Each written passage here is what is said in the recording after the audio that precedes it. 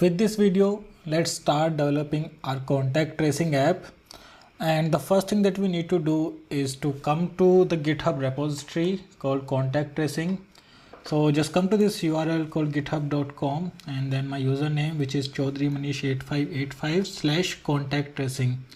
So this is the repo that you will be using to upload the contact tracing applications metadata.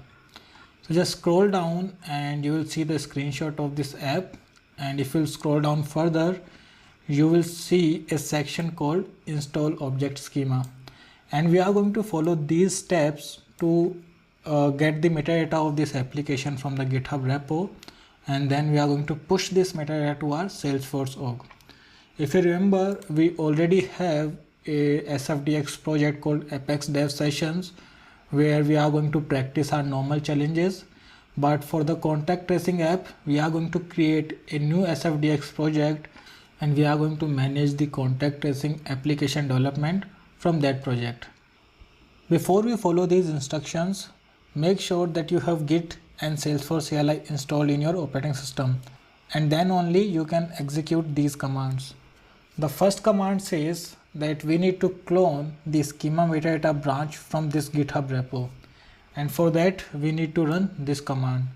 And make sure that you run this command from the location where you want to store your SFDX project. For me, I'm going to store the contact tracing application in my SFDC Facts Academy folder. So what I'll do, I'm going to open the command prompt here. So let me just zoom it a bit. So if you'll see, right now I'm in the SFDC Facts Academy folder. So make sure you are in the root folder where you are going to create this project. And now we can simply copy this command from here and I can simply paste it. So right now it's cloning the metadata from the GitHub repo to our local system, and we can see that in our file explorer as well. So it has created a folder called contact tracing, which is the GitHub repo name, and it has downloaded some of the metadata that's there in the schema metadata branch. Now what we need to do is we need to open this project in VS Code. So I'll open the VS Code here and I'm going to open my project. I'm going to select contact tracing application here. So let's simply select it and click on open. And now we are in the SFDX project for our contact tracing application. So if you remember from the VS Code setup lectures, first we need to authorize a Salesforce org so that we can connect this metadata, or we can connect our local development environment to an actual Salesforce org. So for that we need to run the command authorize an org. Click on this, and since we are using the developer edition, we need to select the production URL here, and then we need to name our org. I'm going to name it as Apex Dev org,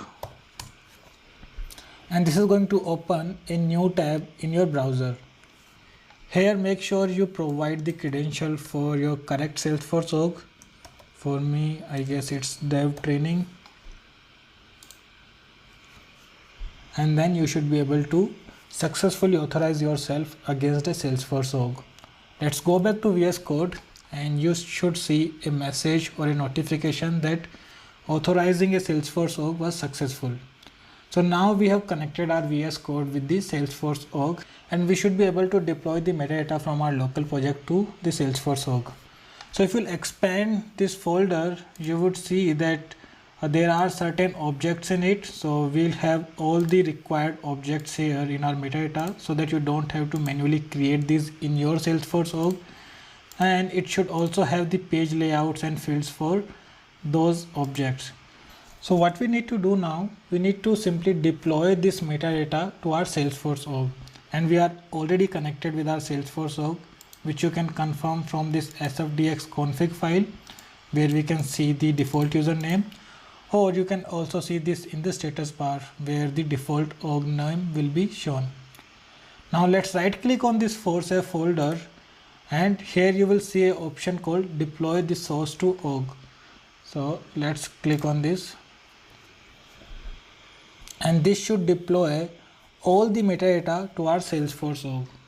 And I think let's go back to GitHub as well so that we can also keep on following the instruction.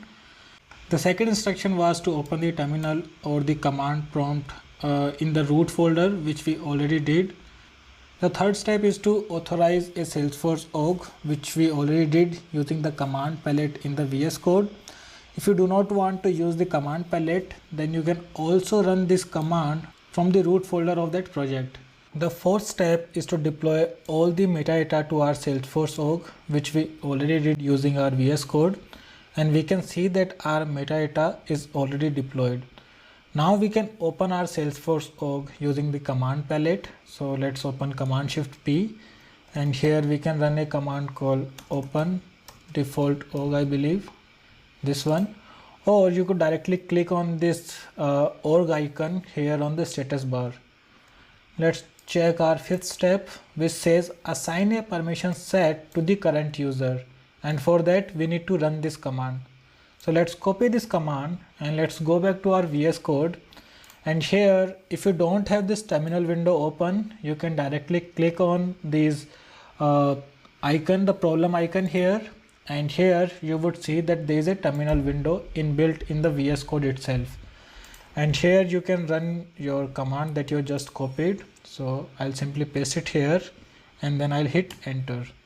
So this will assign a permission set health admin, which is already part of our metadata, to our current user, and the current user is me, Chaudhary Manish. So it has assigned this permission set to my user.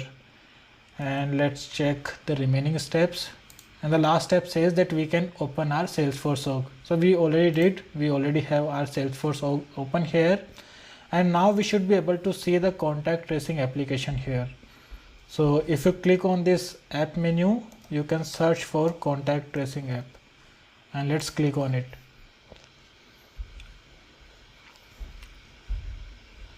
So at this moment, we only brought the metadata of our application to our Salesforce org.